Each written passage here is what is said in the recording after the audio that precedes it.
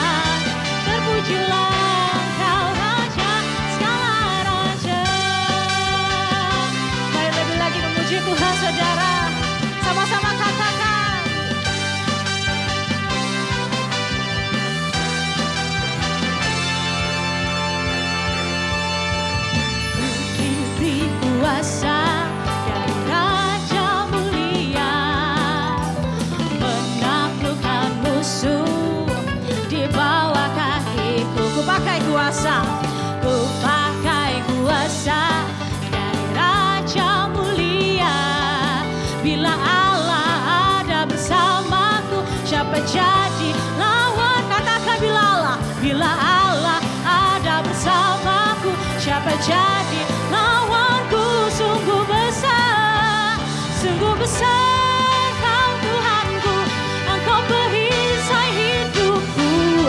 Ku berdiri dengan iman dalam Yesus Tuhan. Kau yang memberi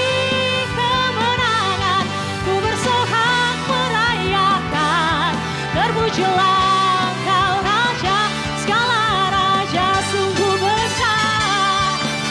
besar Kau Tuhanku, Engkau perisai hidupku. Ku berdiri dengan iman dalam Yesus Tuhan. Kau yang memberi kemenangan, ku bersorak merayakan. Terpujilah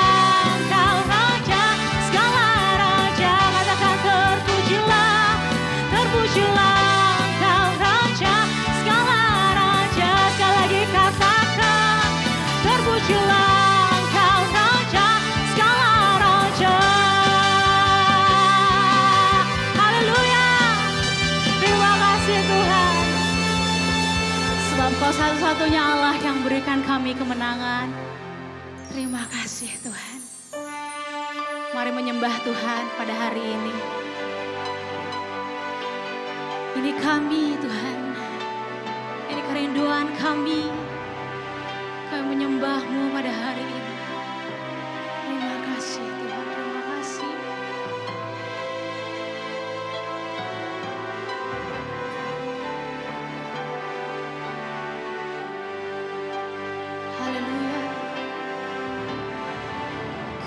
Tidak takut, sebab Kau besertaku.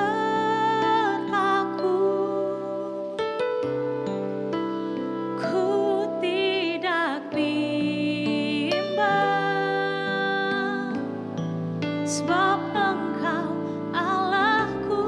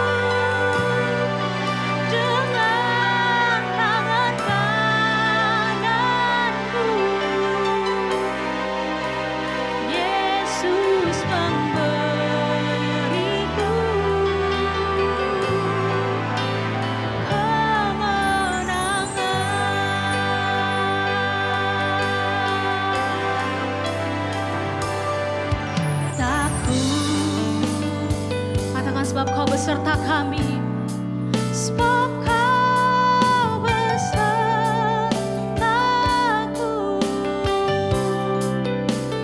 Ku tidak bimbang, sebab Engkau Allahku, sebab Engkau Allahku.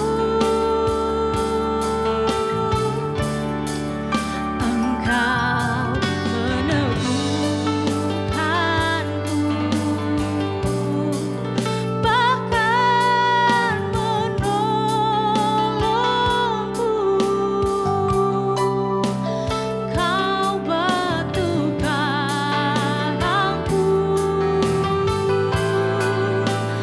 Yesus Tuhan. Dengan sungguh katakan, Yesus memegangku, Yesus memegangku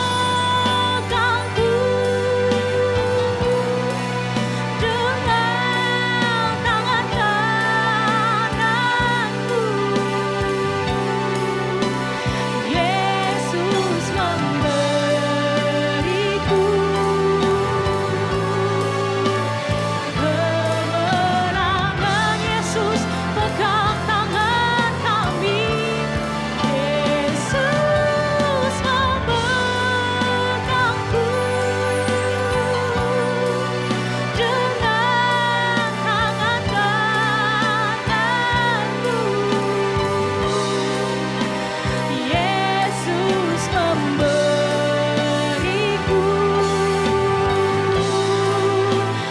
kemenangan. Sekali lagi katakan, Yesus memegangku, Yesus memegangku dengan tangan kananku. Yesus memberiku, katakan kemenangan, kemenangan, sebab Kau yang memegang tangan kami. Yesus memegangku dengan tangan kananku. Yesus memberiku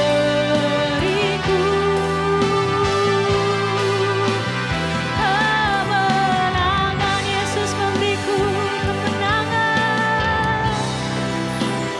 Yesus memberiku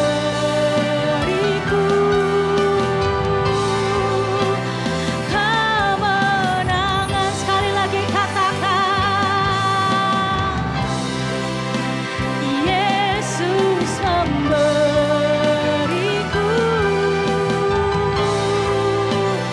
kemenangan.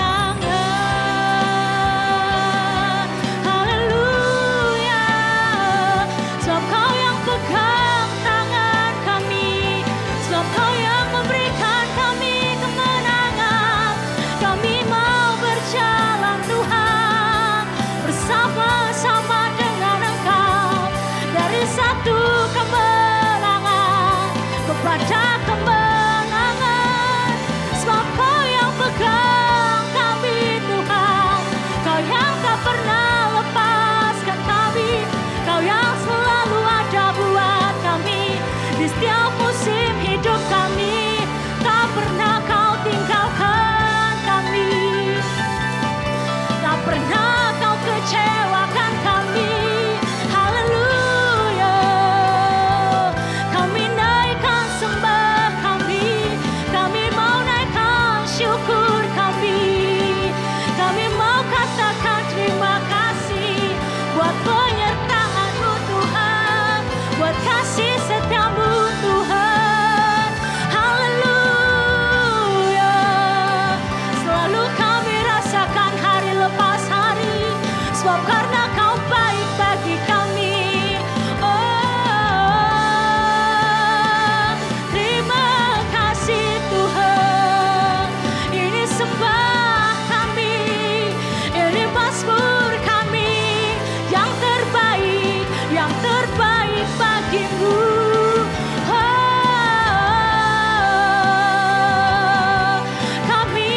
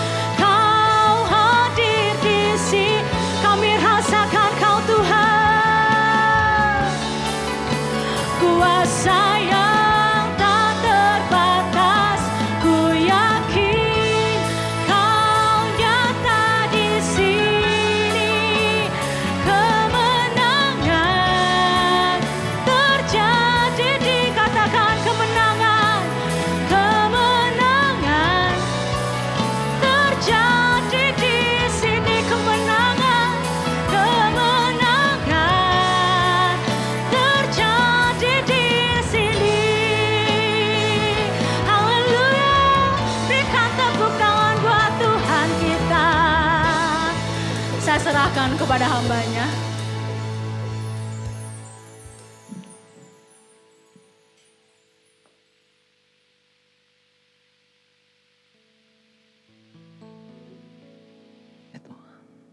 Terima kasih. Terima kasih Tuhan Yesus, terima kasih. Kami percaya Engkau ada di tengah-tengah kami. Terima kasih Tuhan. Kami menghormati kehadiran-Mu. Kami percaya Engkau ada di tengah-tengah kami. Dan Engkau siap melawat setiap kami. Sebab kami membutuhkan firman-Mu. Sebab firman-Mu adalah kekuatan kami. Dan firman-Mu akan memerdekakan hidup kami. Terima kasih Tuhan. Terima kasih Tuhan. Tiba saatnya pada kesempatan ini, kami mau mendengarkan sebagian dari kebenaran firman Tuhan. Di dalam waktu yang singkat, biarlah firman Tuhan itu datang atas kehidupan kami. Oleh sebab itu Tuhan, berikan kami hikmat, berikan kami pengayoman, sehingga kami memiliki pengertian ilahi, sehingga rahasia-Mu dinyatakan atas setiap kami. Kami percaya, sebab iman timbul dari pendengaran firman Kristus Yesus Tuhan. Dan oleh sebab itu arahkan hati setiap kami hanya tertuju kepada firman-Mu. Sebab firman-Mu adalah pribadi-Mu, yaitu Yesus Tuhan. Terima kasih Tuhan Yesus, terima kasih. Kami menyerahkan semuanya ke dalam tangan-Mu. Kami siap untuk mendengarkan kebenaran firman-Mu. Dan setiap kita yang rindu akan kebenaran firman-Mu, mari katakan bersama dengan saya, amin. Shalom. Bapak Ibu yang dikasihi Tuhan, dimanapun berada pada saat ini, dan saya percaya kita akan menerima firman Tuhan. Amin. Oleh sebab itu, mari arahkan hati kita tertuju kepada kebenaran firman Tuhan. Sebab firman Tuhanlah kekuatan hidup kita. Jadikanlah firman Tuhan dasar dari kehidupan setiap kita. Nah, pada kesempatan saat ini saya ingin berbagi kepada Bapak Ibu dimanapun berada. Nah, saudaraku yang dikasih dalam Tuhan, mari kita melihat kebenaran firman Tuhan pada saat ini. Kita membuka di dalam Mazmur 62. Mari kita melihatnya. Dan kita akan membacanya satu persatu. Mari Bapak Ibu dimanapun berada, mari kita memperhatikan kebenaran firman Tuhan. Mari kita konsentrasi, mari kita tenangkan hati kita. Supaya kebenaran firman Tuhan yang kita baca tidak berlalu begitu saja. Tetapi kebenaran firman Tuhan itu harus kita renungkan. Dan firman Tuhan itu kita lakukan, maka kebenaran firman Tuhan itu akan bernilai kekal di dalam setiap kehidupan kita. Nah, saudaraku ini kasih dalam Tuhan, dalam Mazmur 62 ayat yang pertama sampai ayat yang ke-13 ya. Saya akan membacakan untuk Bapak Ibu dimanapun berada. Di sini judulnya, perasaan tenang dekat Allah. Untuk pemimpin biduan menurut Yedutun, Mazmur Daud. Hanya dekat Allah saja aku tenang, daripadanyalah keselamatanku. Hanya dialah gunung batuku dan keselamatanku, kota bentengku, aku tidak akan goyah.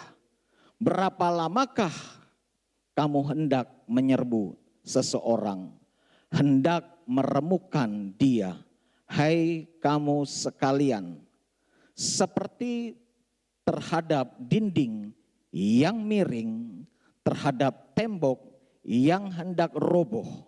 Mereka hanya bermaksud menghempaskan dia dari kedudukannya yang tinggi. Mereka suka kepada dusta dengan mulutnya. Mereka memberkati, tetapi dalam hatinya mereka mengutuki.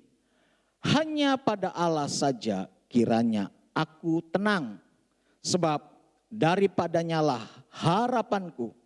Hanya dialah gunung batuku dan keselamatanku, kota bentengku, aku tidak akan goyah. Pada Allah ada keselamatanku dan kemuliaanku, gunung batuku, kekuatanku, tempat perlindunganku ialah Allah. Percayalah kepadanya setiap waktu. Hai umat, curahkanlah isi hatimu di hadapannya. Allah ialah tempat perlindungan kita. Hanya angin saja orang-orang yang hina. Suatu dusta saja orang-orang yang mulia. Pada neraca mereka naik ke atas. Mereka sekalian lebih ringan daripada angin. Janganlah percaya kepada pemerasan. Janganlah menaruh harapan yang sia-sia kepada perampasan apabila harta makin bertambah. Janganlah hatimu melekat padanya. Satu kali Allah berfirman, dua hal yang aku dengar, bahwa kuasa dari Allah asalnya, daripadamu juga kasih setia, ya Tuhan, sebab Engkau membalas setiap orang menurut perbuatannya. Puji Tuhan, saudaraku yang dikasih dalam Tuhan. Nah, saudaraku yang dikasih dalam Tuhan, saya mau melihat kembali ada kisah sebuah film itu pada tahun 92, dan pada tahun itu film sangat terkenal sekali, ya. Itu film sangat terkenal sekali. Ya, dia mendapatkan Academy Awards, dan film itu menjadi mesin uang yang sangat luar biasa, keuntungannya sangat luar biasa. Dan film itu akan diingat sepanjang masa sampai hari ini. Kalau orang yang lahirnya tahun 70-an itu pasti tahu itu film. Bahkan kalau orang yang lahir tahun 80-an mungkin mereka juga tahu tentang film itu. Karena film itu dibuat dan diproduksi itu tahun 1992. Nah, judulnya dari film itu adalah The Bodyguard. Ya, Bodyguard. Diperankan oleh Whitney Houston dan Kevin Costner. Ya, mereka adalah para bintang Hollywood yang menjadi pemeran yang sangat luar biasa. Ya, ditambah lagi soundtrack lagunya I Will Always Love You yang sangat terkenal sampai hari ini, yang sering dinyanyikan. Nah, saudaraku yang dikasih dalam Tuhan, dari cerita film ini mengisahkan seorang artis, ya, di pemerannya adalah Whitney Houston, ya, yang sangat terkenal pada saat itu. Artinya di puncak karirnya, ya. Dan pada saat itu di tengah-tengah kesuksesan dan banyak diundang dan melakukan tur. Nah, ternyata ada orang yang tidak senang atas keberadaannya. Atau ada orang yang iri hati. Ternyata yang iri hati itu orangnya adalah saudaranya. Saudaranya sendiri. Dari cerita film itu. Dan dia berusaha untuk meneror, ya kan, Whitney Houston ini. Meneror. Sehingga Whitney Houston ini merasa tidak tenang. Merasa tidak nyaman. Karena diteror. Sampai Whitney Houston ini ketakutan. Dan akhirnya manajemen dari Whitney Houston ini gelisah juga. Karena ada teror. Intimidasi. Dan mereka tidak tahu siapa yang melakukan. Bisa melalui telepon. Bisa melalui surat kaleng. Dan sebagainya. Mereka melakukan berbagai cara untuk meneror Whitney Houston. Sehingga perjalanan karir Whitney Houston ini terganggu. Dan akhirnya tim manajemen berusaha berpikir dan akhirnya mereka mencari pengawal pribadi. Dan akhirnya mereka mencari, ketemulah yang namanya Kevin Costner. Ya, dia berperan sebagai bodyguard.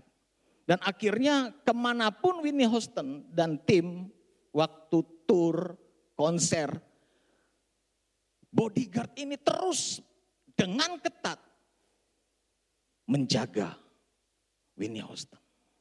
Bahkan ada beberapa kali percobaan untuk membunuh, semuanya digagalkan oleh bodyguard ini. Luar biasa. Dan singkat cerita dari film ini, kisah ini menarik. Akhirnya Whitney Houston, pemeran utama dan bodyguard ini, akhirnya mereka pun membangun pacaran.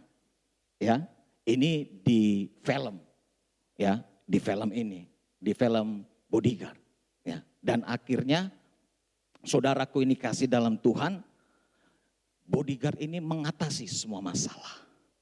Dan akhirnya mereka mengalami ketenangan dan aman.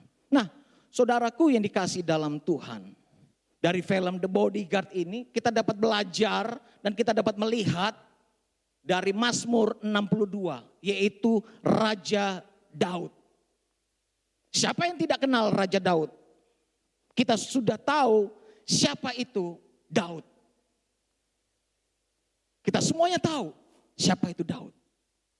Daud adalah seorang yang berkenan di hadapan Tuhan dan diurapi. Daud itu berkenan, saudara. Diurapi. Terus Daud itu seorang yang pemberani. Daud itu seorang pertarung, prajurit yang handal. Karena kenapa? Terbukti, saudaraku ini kasih dalam Tuhan. Di dalam perjalanan kehidupannya, saudaraku dikasih dalam Tuhan, terbukti bahwa Daud itu orang pemberani. Orang yang bertanggung jawab atas pekerjaannya, apa yang dipercayakan.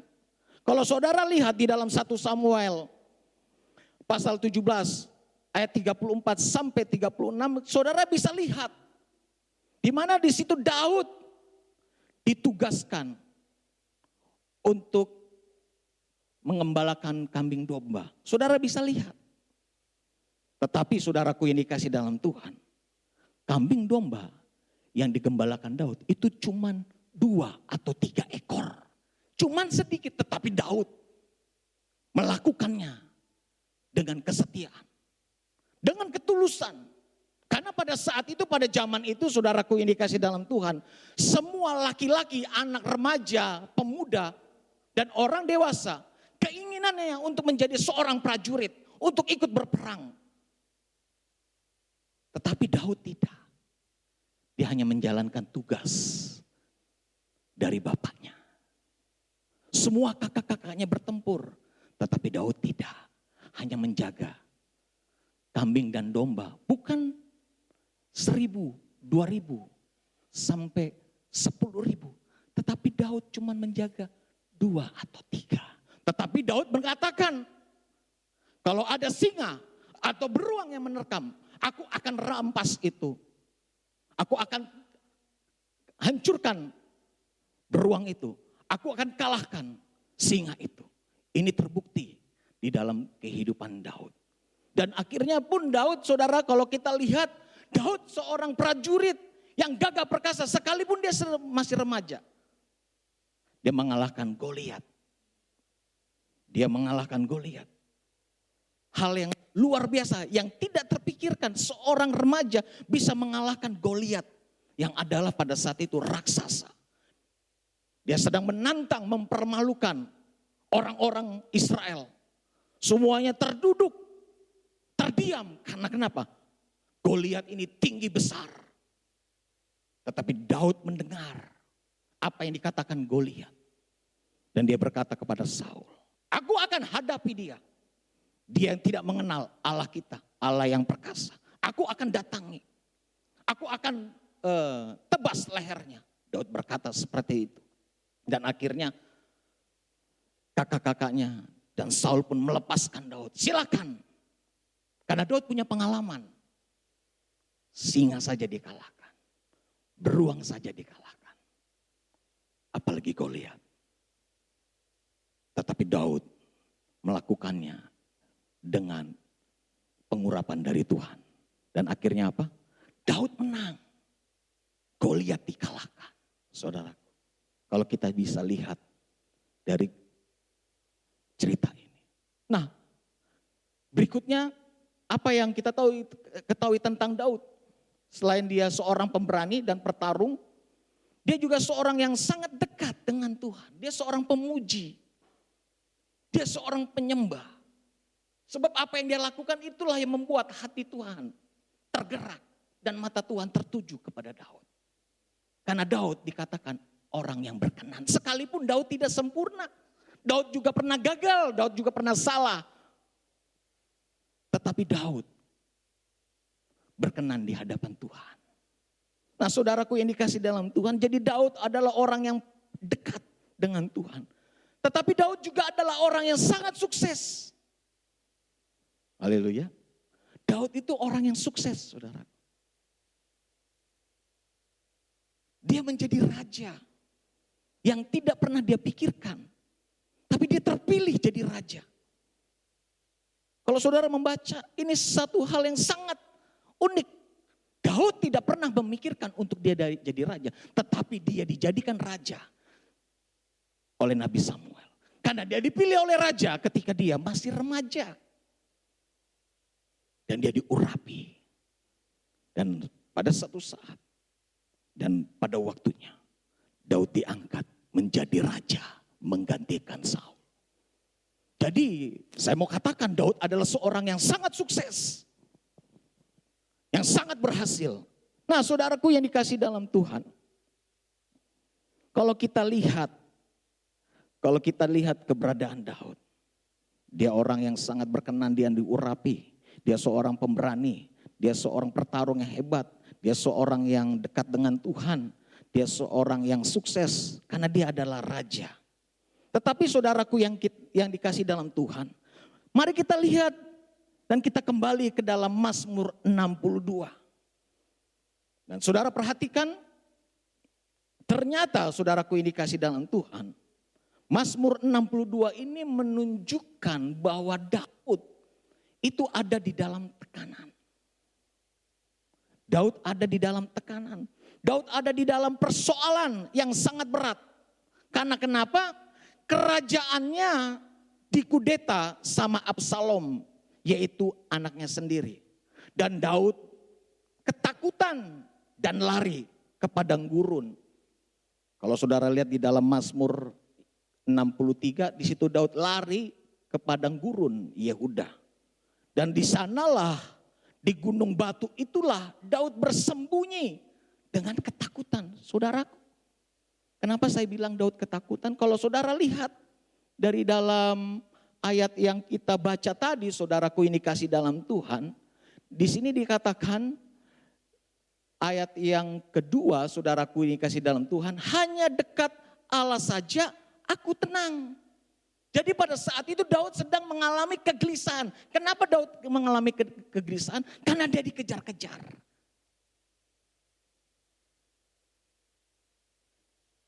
Nah, hanya dekat Allah saja aku tenang, daripada nyala keselamatanku. Itu diulang lagi di dalam ayat yang ke-6. Hanya pada Allah saja kiranya aku tenang, sebab daripadanya lah harapanku. 2 kali dia ulang, saudaraku, ini kasih dalam Tuhan. Berarti ini menunjukkan perasaan dan keberadaan Daud atas situasi pada saat itu. Saya berpikir, saudaraku, ini dikasih dalam Tuhan, Daud itu orang hebat, pemberani. Halo? Pemberani Daud, saudaraku. Diurapi. Raja loh, saudaraku. Tapi dia takut. Dia takut. Dia lari. Tapi menarik, saudaraku, ini kasih dalam Tuhan. Di tengah-tengah kesuksesannya, Tuhan izinkan untuk Daud mengalami hal yang seperti itu. Tetapi di sini kita lihat, kita belajar dari dalam kehidupan Daud. Kita teliti, saudaraku, ini kasih dalam Tuhan. Supaya kita bisa menjadi seperti Daud. Sebab saya percaya kita semua pada saat ini ada di dalam situasi yang sulit oleh karena pandemi corona. Saya pikir corona itu tidak akan masuk ke Indonesia, apalagi ke Makassar. Iya, saya pernah berkata kepada jemaat Tuhan, corona tidak akan masuk ke Indonesia, apalagi ke Makassar. Karena di Makassar itu atau Indonesia itu panas, beda di Wuhan, dingin, minus 0 derajat. Tapi kalau di Indonesia tidak, saudaraku, ini kasih dalam Tuhan. 30 sampai 31 panas. Apalagi Makassar. Saya pikir begitu. Nggak mungkin masuk. Karena corona itu dikalahkan dengan koro-koroang. Saya pikir begitu, saudaraku. Tetapi apa yang terjadi, saudaraku? Apa yang terjadi? Bulan Maret. Semuanya lockdown. Tidak terpikirkan.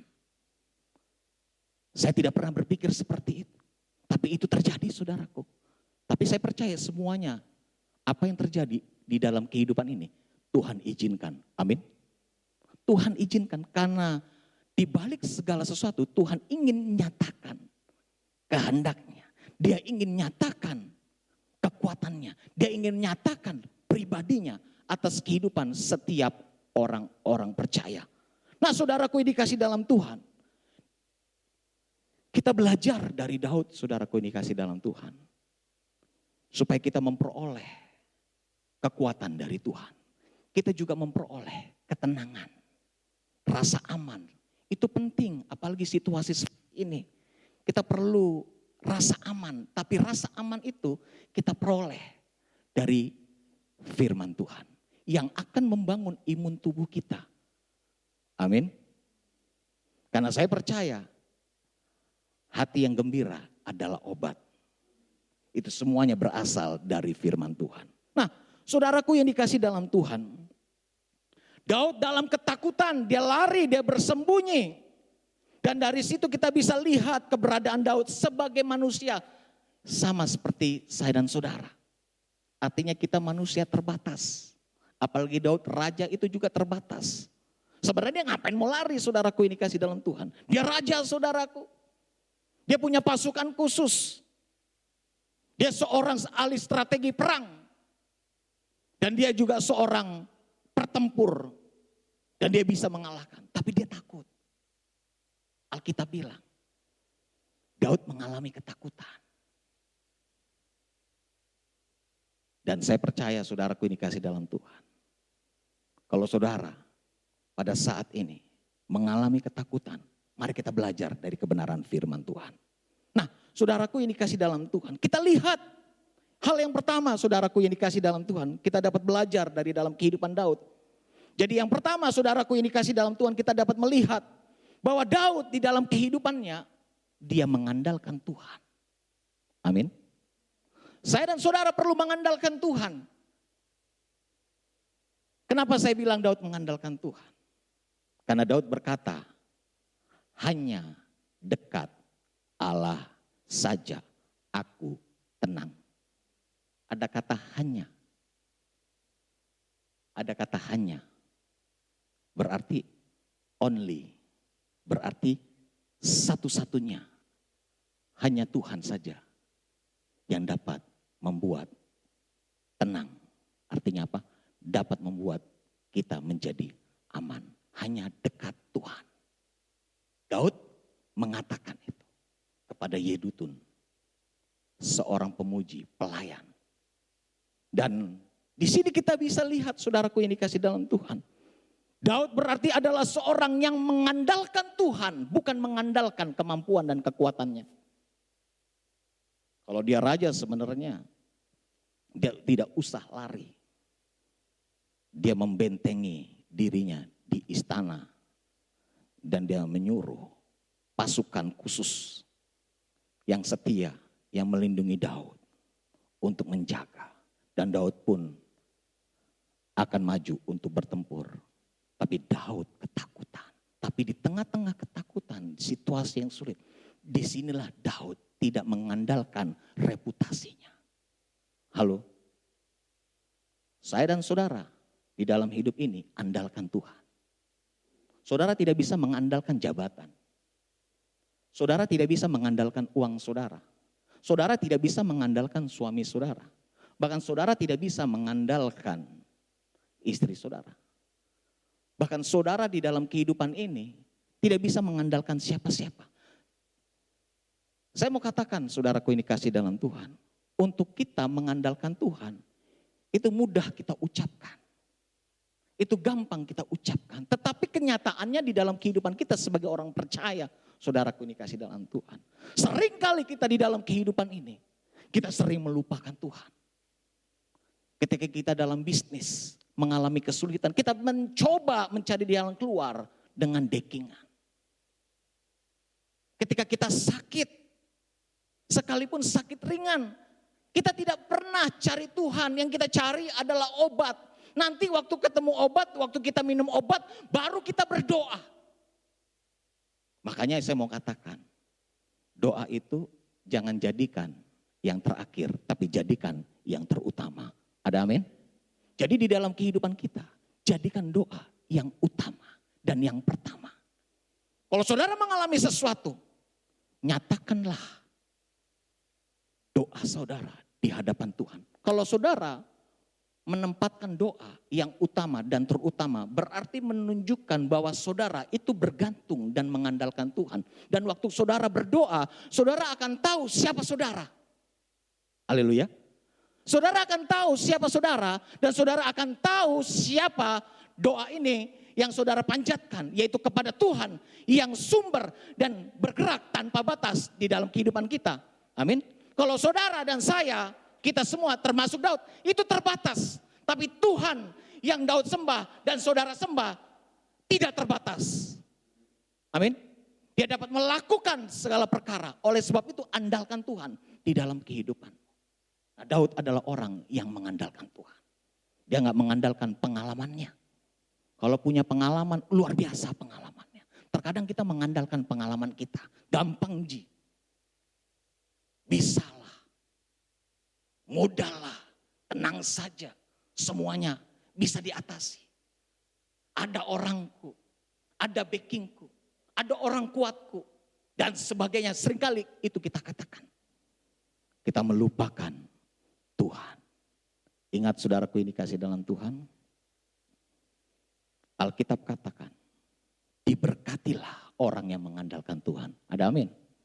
Di dalam Yeremia 17 mengatakan, diberkatilah orang yang mengandalkan Tuhan.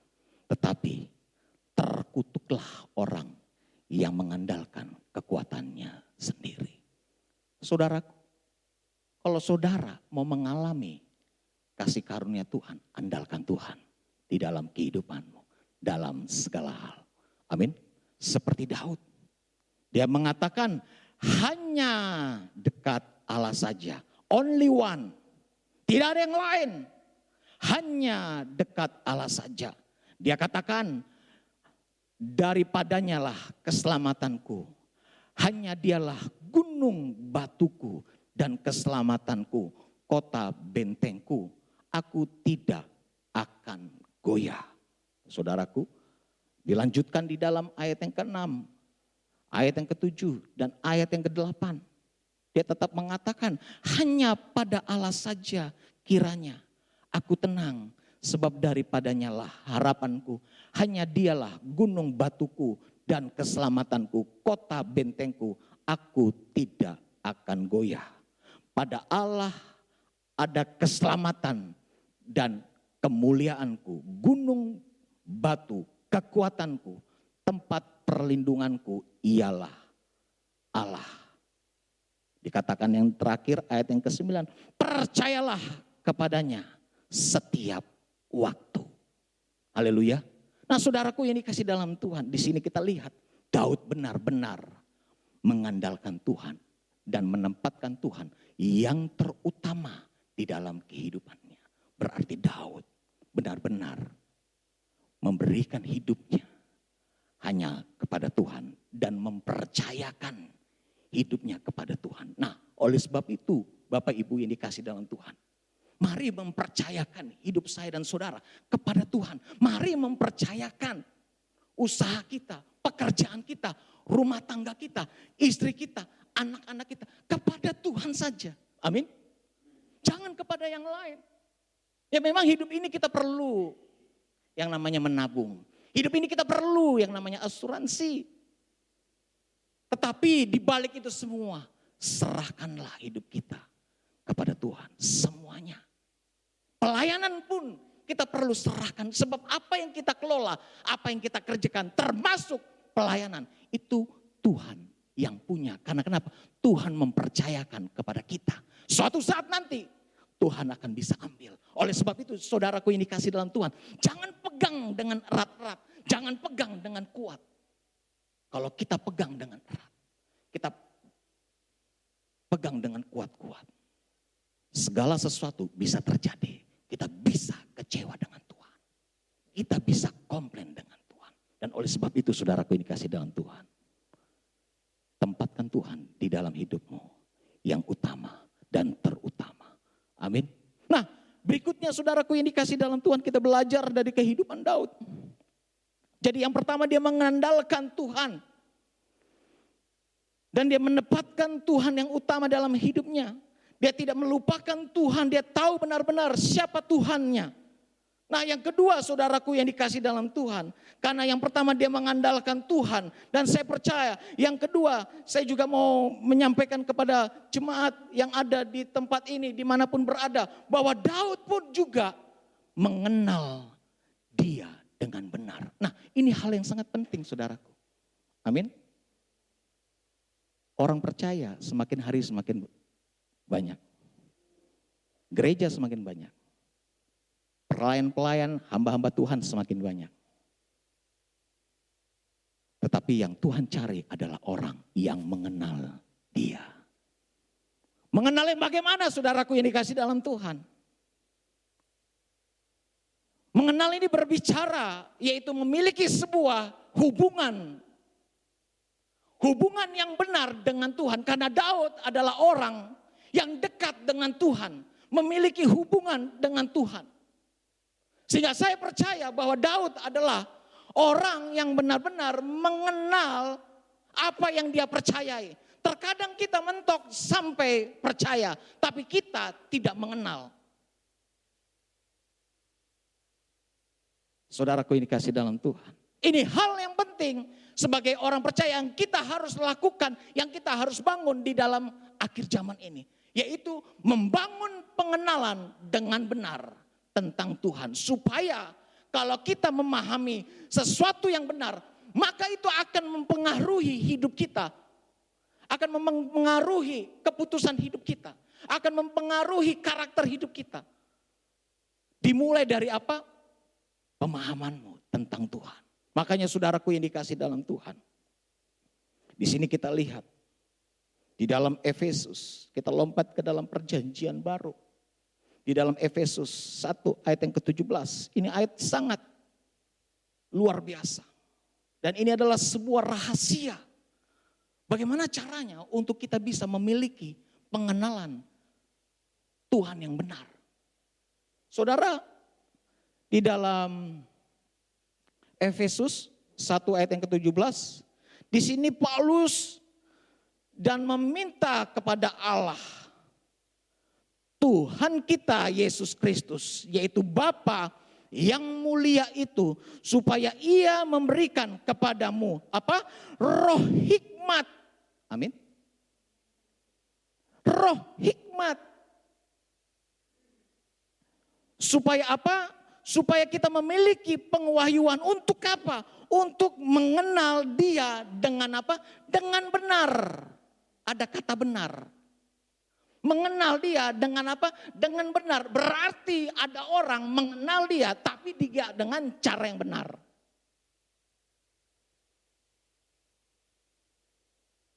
Haleluya.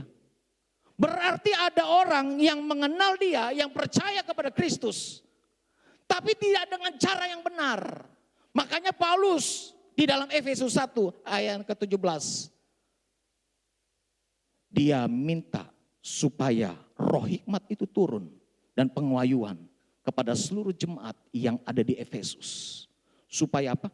Supaya mereka mengenal dengan benar. Kalau ayat yang ke-18-nya saya akan bacakan, ayat yang ke-18 saudara bisa lihat. Ya. Makanya saudaraku, mari kita terus membawa Alkitab. Sekarang Alkitab sudah ada di handphone, ya, terus sudah ada di tabs dan di mana-mana, ya. Jadi kalau Bapak Ibu yang punya handphone Android, download lah. Jadi saudara dimanapun berada, kapanpun bisa selalu melihat kebenaran firman Tuhan. Ada amin. Nah, saudara lihat ayat yang ke-18. Dan supaya Ia menjadikan mata hatimu terang agar kamu mengerti pengharapan apakah yang terkandung dalam panggilannya, betapa kayanya kemuliaan bagian yang ditentukannya bagi orang-orang kudus. Siapa itu orang-orang kudus? Saya dan saudara. Katakan amin. Dan ayat yang ke-19, dan betapa hebatnya kuasa bagi kita yang percaya sesuai dengan kekuatan kuasanya.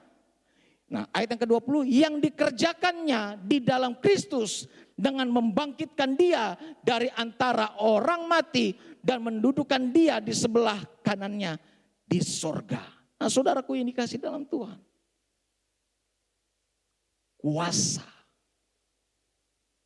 Tuhan sudah nyatakan melalui firman Tuhan. Jadi kita butuh roh hikmat.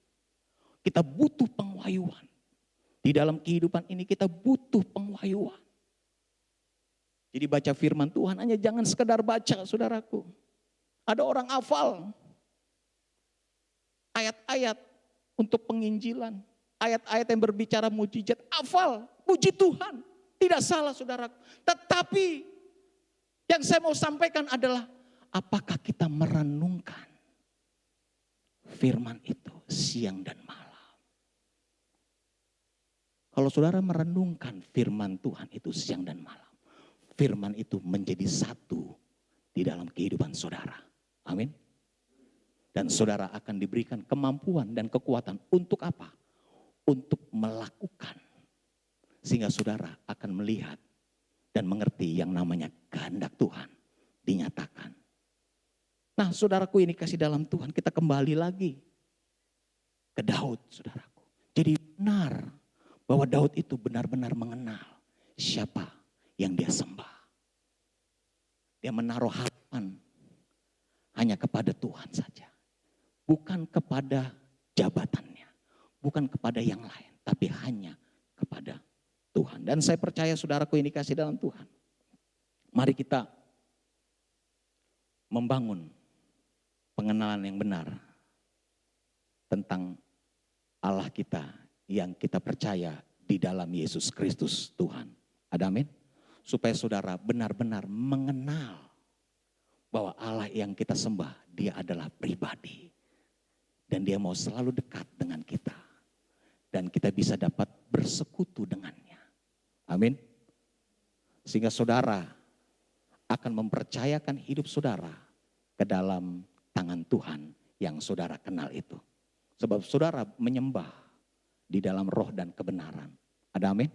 Sebab saudara menyembah apa yang kita kenal, bukan yang kita tidak kenal. Ini dia saudara. Saudara menyembah kepada Allah yang saudara kenal. Oleh sebab itu bangunlah pengenalan akan Tuhan yang benar. Bacalah firman Tuhan. Renungkanlah firman Tuhan itu siang dan malam di dalam kehidupan kita. Bergaullah dengan Tuhan. Sehingga saya dan saudara akan memiliki hikmat Tuhan. Sehingga saudara dan saya akan memiliki kecerdasan rohani. Saya selalu katakan kepada jemaat Tuhan. Saudara harus pintar. Sebab saudara di dalam Tuhan tidak ada yang bodoh. Pintar itu bukan saja berbicara kamu S1, S2, S3, S4, S5, S6, S7. Bukan. Tapi pintar itu berbicara. Saudara tahu mana yang baik, yang benar saudara lakukan. Dan saudara tahu yang mana yang tidak boleh saudara lakukan. Saudara akan pintar. Amin. Terkadang kita terbalik saudaraku. Kita melakukan yang tidak benar. Yang benar kita lakukan. Yang benar kita tidak lakukan. Yang tidak benar justru itu yang kita lakukan, yang kita kerjakan. Makanya saudaraku yang dikasih dalam Tuhan, kita butuh pengenalan yang benar supaya kita terbangun di dalam kehidupan kita. Bukan menurut pikiran kita, tetapi kita membangun pikiran kita menurut Kristus. Karena dia sudah menyatakan melalui firman-Nya. Nah saudaraku yang dikasih dalam Tuhan, kita lihat bahwa Daud pun benar-benar mengenal. Sehingga dia mengandalkan Tuhan.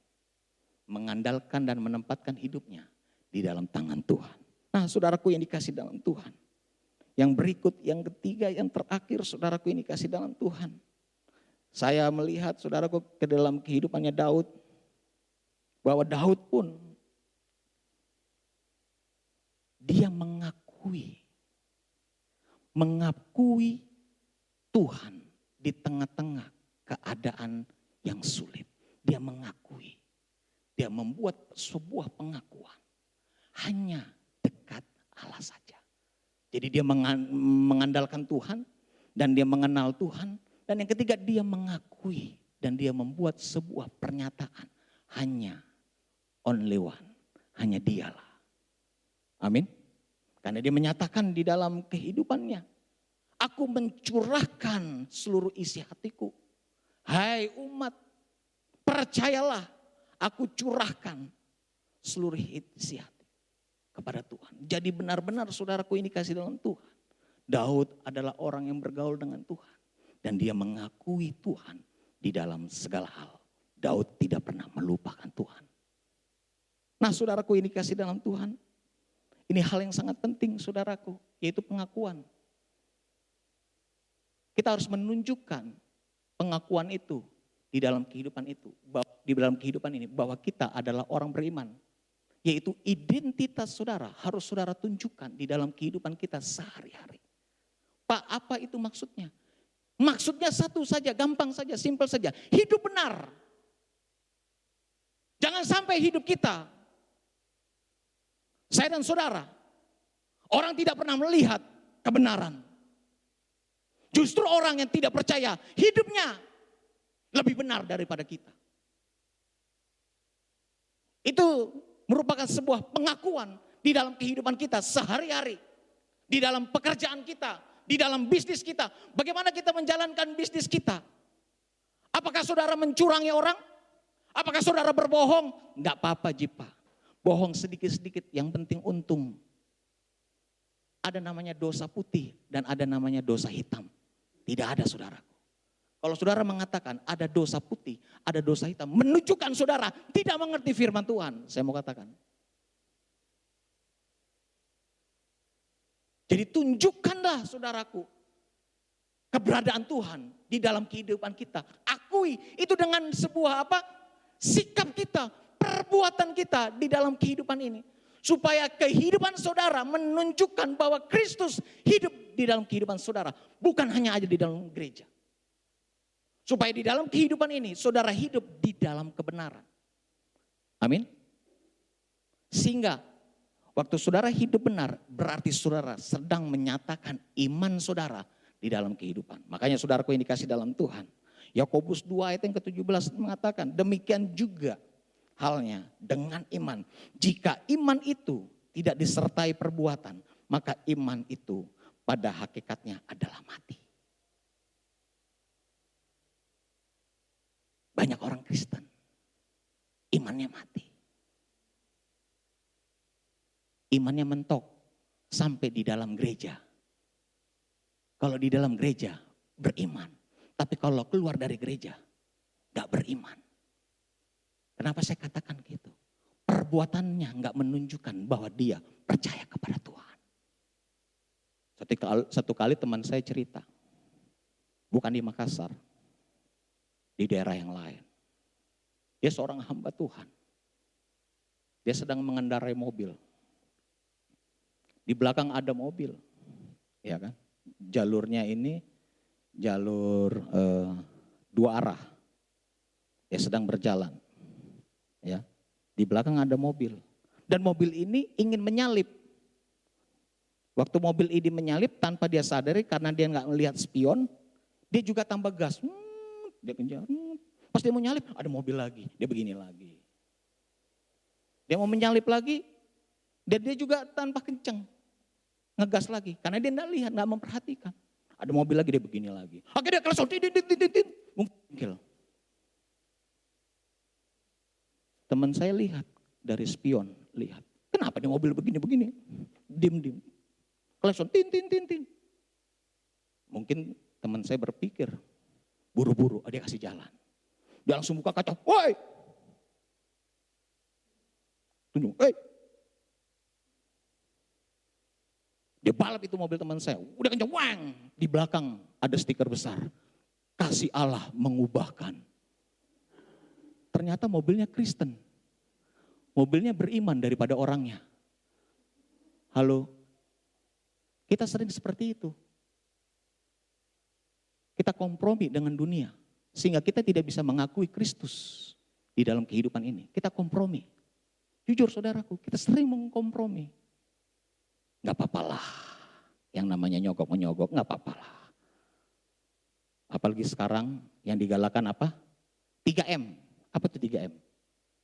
Menggunakan apa? Masker. Terus yang kedua, mencuci tangan. Terus yang ketiga, menjaga jarak. Tapi ada beberapa menteri, bukan 3M. 19M dengan 9M. 9M dengan 17M. Bukan 3M. Dia salah. Nah saudaraku yang dikasih dalam Tuhan, itulah kehidupan. Jadi di dalam kehidupan kita sebagai orang percaya, bukan hanya percaya, tetapi kepercayaan kita harus keakui itu bentuk dari iman kita. Amin. Makanya Daud saudaraku, di tengah-tengah situasi yang sulit, dia mengakui Tuhan. Only one. Hanya siapa? Hanya Tuhan. Satu-satunya. Tidak ada yang lain. Semua prestasiku nol di hadapan Tuhan. Semua kekayaanku nol di hadapan Tuhan. Semuanya nol. Hanya Tuhan yang muncul di dalam kehidupannya Daud. Sehingga Daud dapat berkata, hanya dekat Tuhan saja aku tenang. Katakan amin. Nah, saudaraku ini kasih dalam Tuhan. Tentunya kita perlu ketenangan. Kita perlu rasa aman. Mari saudaraku ini kasih dalam Tuhan. Andalkan Tuhan di dalam kehidupan kita. Dan tempatkan Tuhan yang paling utama dalam kehidupanmu. Dan yang kedua saudaraku, mengenallah dengan benar siapa yang kita percaya. Terus yang ketiga, akuilah Tuhan di dalam segala keadaan, di dalam kehidupan kita. Jangan pernah bertoleransi dengan dunia ini. Dan saya percaya saudara akan mengalami yang namanya ketenangan. Dan rasa aman itu akan Tuhan kerjakan melalui kuasa Roh Kudus di dalam kehidupan kita. Sehingga kita ada damai, ada sukacita yang mengalir dari sorga di dalam kehidupan setiap orang-orang percaya. Mari kita berdoa. Haleluya Tuhan, terima kasih Yesus, terima kasih Bapa. Firman-Mu sudah dibentangkan pada saat ini. Dan umat Tuhan yang mendengar kebenaran firman Tuhan, biarlah kuasa Tuhan menjamah setiap umat Tuhan, dimanapun umat Tuhan berada pada saat ini. Dalam nama Yesus Tuhan, kalau engkau merasa ketakutan dan kekhawatiran oleh karena situasi dan saat ini ada COVID, Tuhan berikan kekuatan. Tuhan bangkitkan dalam nama Yesus Kristus Tuhan. Mungkin engkau kehilangan orang-orang yang engkau kasihi oleh karena COVID itu. Dan engkau berkata, di mana Tuhan? Sepertinya Tuhan tidak ada. Tapi saya mau bertanya, kalau engkau bertanya di mana Tuhan? Saya mau bertanya, di mana kamu? Sebab Tuhan ada di dalam kita. Tuhan tidak pernah meninggalkan kita. Oleh sebab itu andalkan Tuhan di dalam segala hal. Apapun keadaanmu, dan belajarlah untuk mengenal Dia dengan benar. Dan akuilah Dia di dalam kehidupanmu dalam segala hal. Hamba berdoa di dalam nama Yesus Tuhan. Yang sakit Tuhan sembuhkan di dalam nama Yesus. Tidak ada yang mustahil bagi Tuhan. Tuhan sanggup bekerja. Tuhan yang kita sembah adalah Tuhan yang tidak pernah dibatasi oleh ruang waktu dan tempat. Sebab Dia adalah Allah Alfa Omega. Terima kasih Tuhan Yesus, terima kasih Tuhan. Terima kasih Tuhan Yesus. Bangkitkan umat-Mu. Persiapkan umat-Mu pada saat ini Tuhan. Supaya mereka dapat dipakai untuk menjadi alat Tuhan di tengah-tengah situasi yang ada di bangsa kami. Terima kasih Tuhan Yesus, terima kasih, terpujilah nama-Mu. Di dalam nama Yesus Kristus Tuhan, kami berdoa dan kami mengucap syukur. Dan setiap kita yang percaya katakan amin. Puji nama Tuhan, kita telah diberkati oleh kebenaran firman Tuhan pada hari ini. Dan tiba saatnya saudara, kita akan memberikan persembahan. Cara saudara memberikan persembahan akan tertera pada layar saudara masing-masing. Sebelum itu mari kita tundukkan kepala, kita berdoa. Terima kasih Tuhan untuk penyertaan Tuhan sampai hari ini dalam ibadah kami. Dan tiba saatnya kami akan memberikan persembahan, kami memberikan yang terbaik buat Tuhan. Tuhan memberkati persembahan yang kami beri untuk pelebaran kerajaan Tuhan dan yang masih ada pada kami. Juga Tuhan memberkati. Tuhan memberkati pekerjaan kami, usaha kami. Dan semuanya demi hormat kemuliaan bagi nama Tuhan. Ini doa dan syukur kami. Haleluya. Amin. Selamat memberi saudara, Tuhan Yesus memberkati. Ku diberi kuasa.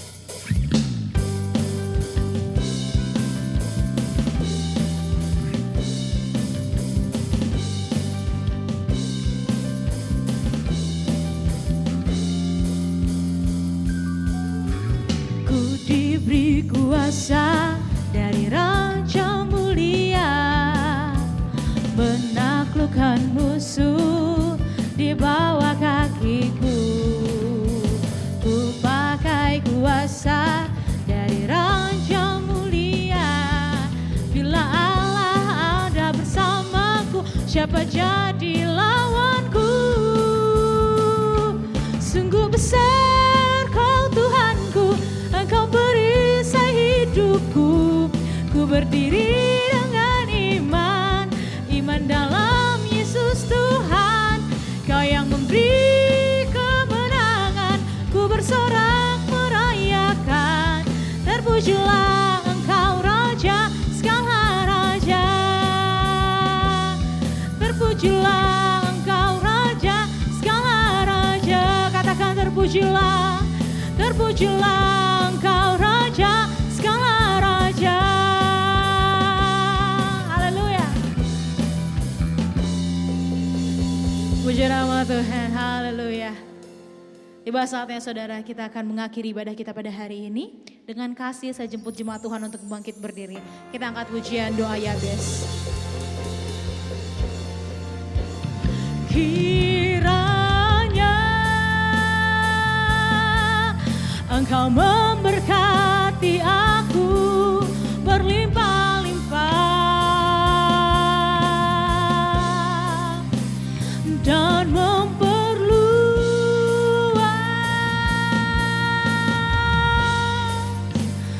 daerahku.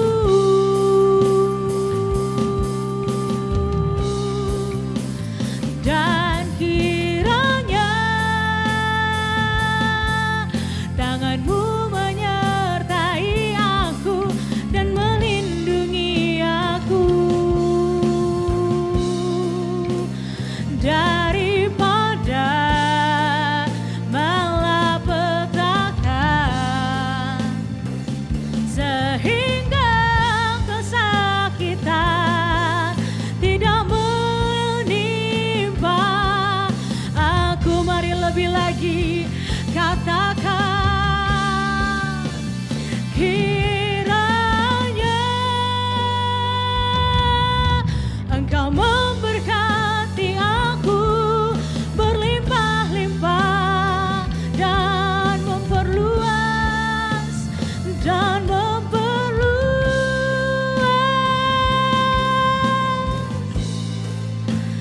daerahku. Dan kiranya tangan-Mu Tuhan, dan kiranya tangan-Mu menyertai aku dan melindungi aku. Kepada hamba-Nya saya persilahkan, daripada malapetaka, sehingga kesakitan tidak menimpa aku.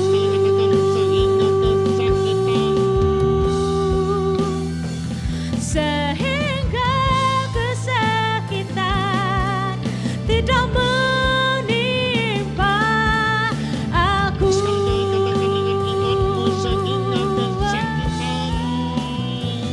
Sehingga kesakitan tidak menimpa aku.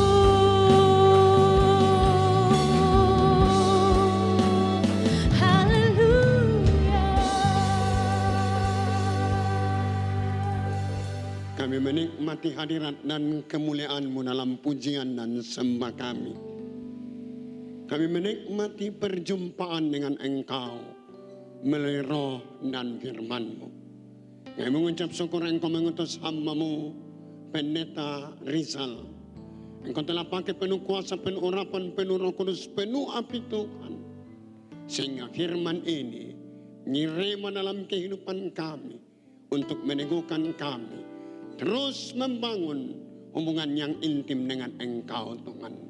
Terpuji-puji nama-Mu Tuhan. Terima kasih jemaat yang saya kasihi di tempat-Mu masing-masing. Angkat pula telapak tangan-Mu, arahkan hati-Mu kepadanya, dan terimalah berkat-Nya. Efesus 2 ayat 7 berbicara, supaya di kemudian hari Ia Bapa di surga menunjukkan kekayaan kasih karunia yang melimpah-limpah. Biarlah kasih karunia-Mu itu membanjiri bumi pertiwi. Kasih karunia itu melanda pulau-pulau di kepulauan Nusantara. Kasih karunia itu melanda 3 tempat, Kabupaten Goa, Kota Makassar, dan Kabupaten Maros. Kasih karunia itu menyapu bersih 4 kecamatan ini Tuhan. Itu sebabnya meneguhkan perjalanan kami untuk melihat karena kasih karunia-Mu lah semakin banyak jiwa yang menerima Engkau. Yesus Kristus Tuhan, Engkau Mesias, Engkau anak Allah yang hidup. Engkau rela meninggalkan tahta kemuliaan-Mu, menginjakkan kaki-Mu di bumi kima, berjejak di tanah kima.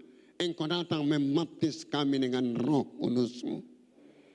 Kisah Rasul 2 ayat 17 berbicara, pada hari-hari terakhir Engkau akan mencurahkan Roh Kudus-Mu kepada semua manusia.